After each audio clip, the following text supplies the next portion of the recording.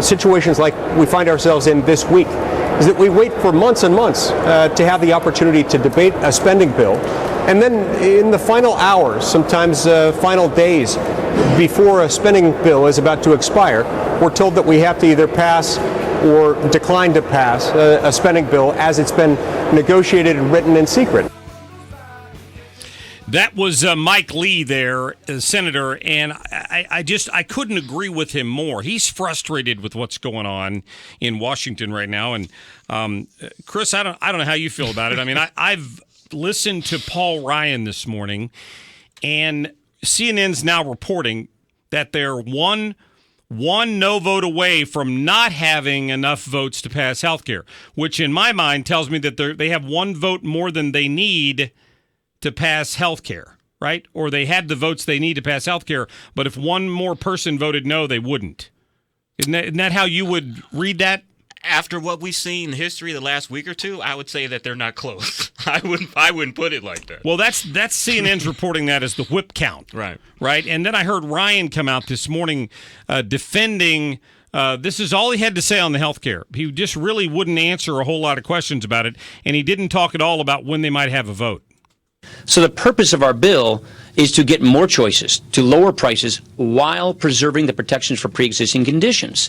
So that is a very important thing. We're excited about this policy. We're making very good progress with our members, and our president has been instrumental in that. But I don't know if we're going to have a vote this week.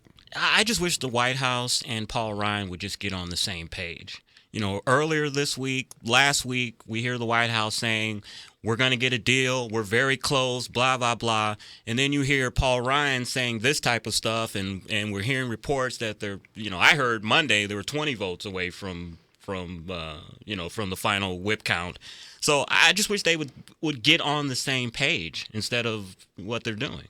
They've had more than enough votes in the House. I mean, the question is what happens when it gets to the Senate. But again, they're trying to do this in reconciliation, right? Yeah. Which means they can get this over to the Senate and they can work with the same language, and they don't have to hit that 60-vote threshold, which is supposedly going to improve their chances of getting it passed without the Democrats filibustering it, which is probably the only way they're ever going to repeal Obamacare. I believe that. And it's frustrating to me that they can't just make that happen.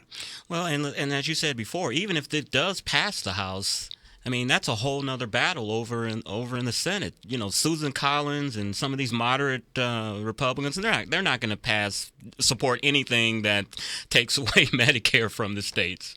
Well, Medicaid, some of these other things, pre-existing conditions. Well, apparently it includes reforms that need to be done, and part of whenever you hear the threat from the left that millions of people are going to lose their health care if this happens, here's why. One thing that didn't get talked about nearly enough with Obamacare is that it was a huge Medicaid expansion. And what do we mean by that? That means that you used to have to be below a certain income threshold to be eligible for Medicaid. They just raised the thresholds, and they increased the number of people who are eligible for government-paid health care. That's what they did. And this new bill would reform Medicaid, and it would push it back to the states, and they would be able to lower those thresholds back to where they should be. And as a result, a bunch of this big giveaway program by the Democrats would be wiped out, and they're about to lose their minds over it. Exactly. And like I said, Democrats aren't going to support that. Republican moderate senators aren't going to support that. You know how it is. Once an entitlement and that money is in the coffers, it's hard to get rid of it. And these states have gotten used to this extra Medicaid money, and the senators from those states have gotten used to it, and you're just not going to get rid of it very, very easily. Republicans have a hard time winning. Always remember, if you ain't first, you're last. And that's why Nancy Pelosi and Chuck Schumer were skipping arm in arm down the halls of Congress yesterday because they look at this budget specifically as a victory. And I complained about it yesterday. I don't know how you feel about it, but I'm thrilled that they got more money for the military. I am. They got like $21 or $22 billion for defense spending. And under Obama, as Paul Ryan explained it today, For every dollar the Democrats would agree to increase in the military spending, they had to increase $1 in discretionary spending for what some government giveaway program basically is what it was. So they didn't have to do that this time. And they got a $25 billion increase in the military. But on the other side of it, they didn't pay for it with any cuts. Yeah. There were no cuts. And there's no wall, no prepaid or Planned Parenthood funding is all. I mean, I like to put that in the perspective of let's just say the people in this room.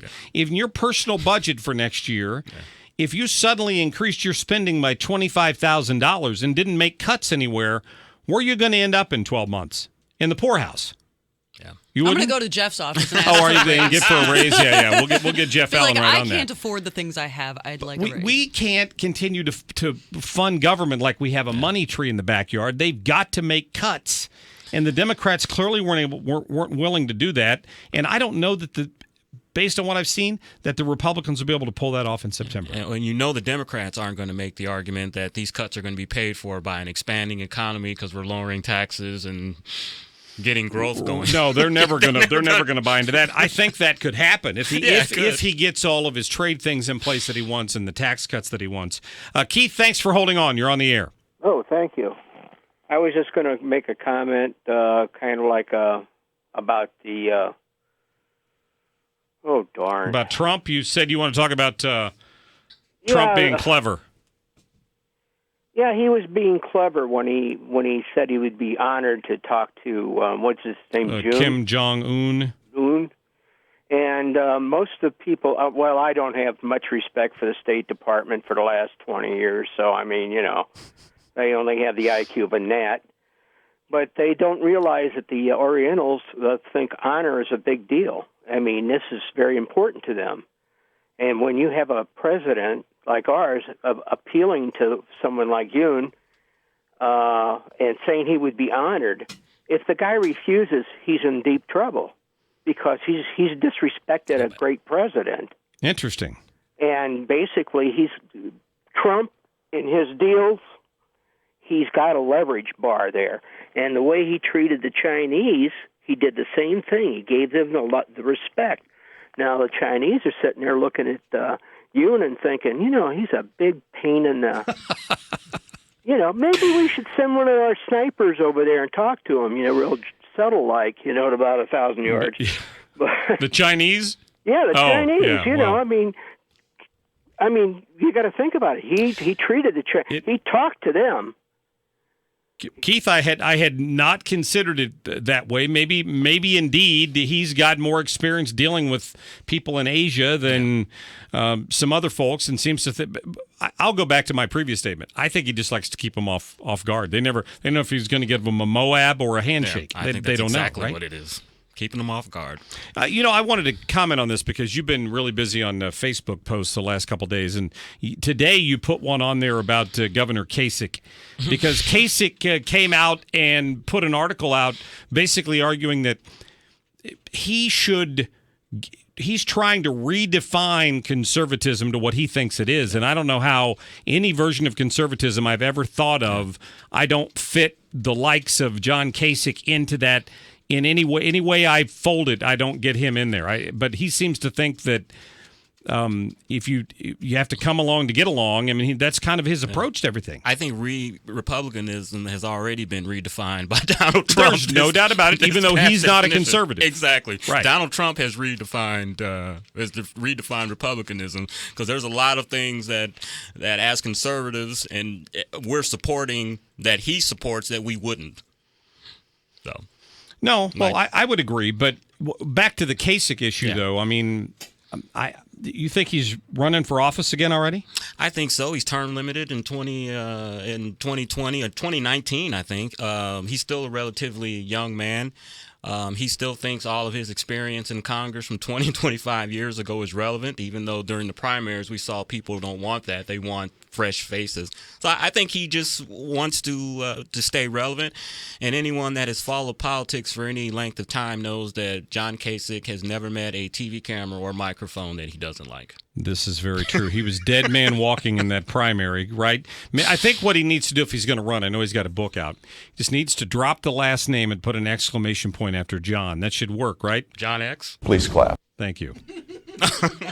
Like Jeb. John. Oh, okay. I was Come like, on. I wasn't. Yeah, I'm losing That in one here. was over my head. I was like, I don't get that one. Just an exclamation point. Wah, wah. I didn't. That means I didn't win the big show. No, sorry, Chris. Well, you go home with an attendance prize. Oh, We great. appreciate that. Awesome. All right.